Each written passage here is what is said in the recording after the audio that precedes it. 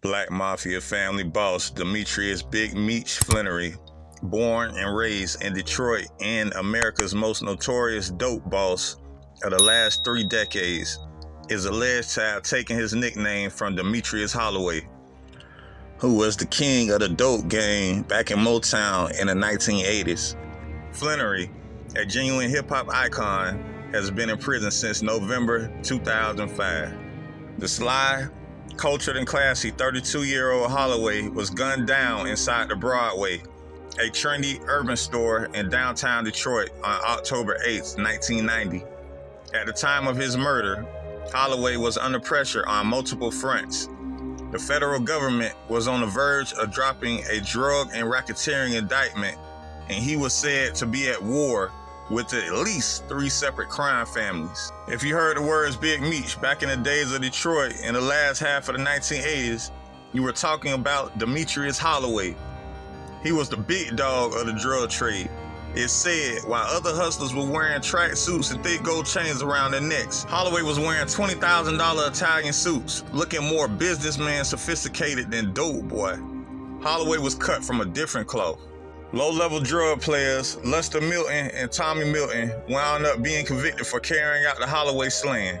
The Milton brothers were tied to a group of Eastside drug dealers and extortionists headed by Wayman Kincaid, whom was the top shot caller for the entire non-Muslim black prison population in Michigan. Kincaid was locked up for a murder he committed as a teenager in 1975.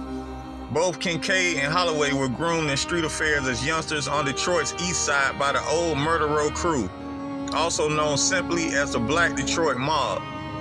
Murder Row imploded in the 1980s in the aftermath of the Michigan Federated Democratic Social Club massacre and the beheadings of 2 members and a member's girlfriend.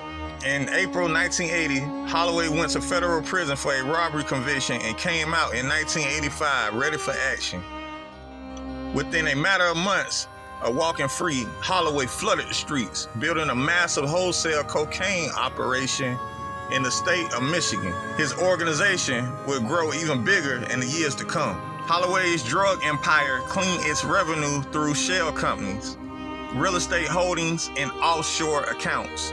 At his peak, DEA records estimate he was moving hundreds of kilos per week across the Midwest. Holloway came into the streets like a hurricane. One day he's in prison, the next day he was making moves, running the city. Authorities were asking their informants about Holloway, where he came from, because he took the streets over so fast and changed the way business was being done. Holloway could have taught a class on how to clean money. The money Holloway earned was spread in various legitimate investment vehicles. Holloway laundered the money so well, it was too difficult for law officials to track.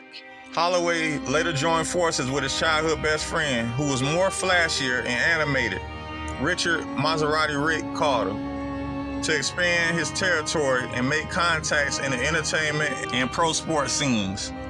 Also, he recruited Muscle, a crew of 4 Browns brothers, Rockin' Reggie, Boogaloo, Ghost, and Wizard, and their best friends to be his enforcers. His headquarters was the Chalk and Cube pool hall on 7 Mile, and he opened up a chain of shoe and apparel stores called the Sports Jam, which Foot Locker considered purchasing for tens of millions of dollars at the time of his death. Always having a private jet on standby, Holloway frequently went on lavish gambling spree weekends in Las Vegas and Atlantic City, famously winning or losing millions at the dice and blackjack tables at a time.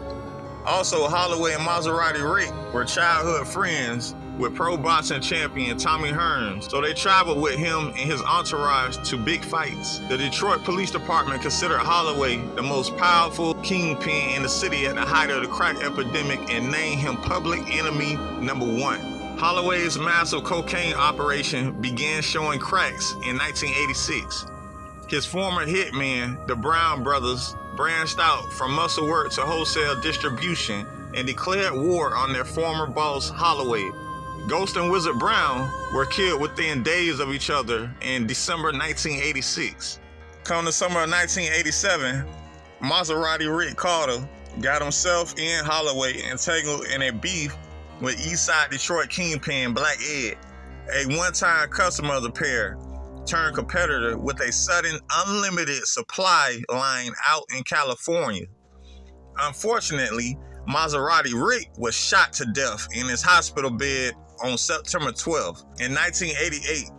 And in the weeks that followed, Holloway staged his own kidnapping outside a fast food joint and went into hiding. FBI records allege Holloway was beefing with Benji Kincaid at this time as well. Kincaid, according to the records, felt entitled to a piece of Holloway's profits because it was his connections in the dope game that got Holloway on his feet after his release from prison 3 years earlier.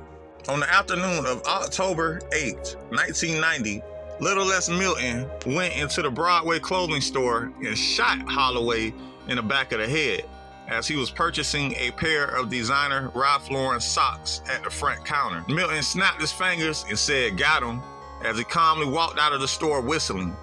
Tommy Milton, his younger brother, was waiting on the corner outside in a BMW to whisk him away from the scene. They were convicted of the hit a decade later. And this is the rise and fall of the world-renowned, the real Big Meech, Demetrius Holloway, a world-renowned Detroit Renaissance man. Gentleman with class, American gangster. Make sure you like, subscribe, comment down below, and share these videos. It's Mafia News Podcast 100.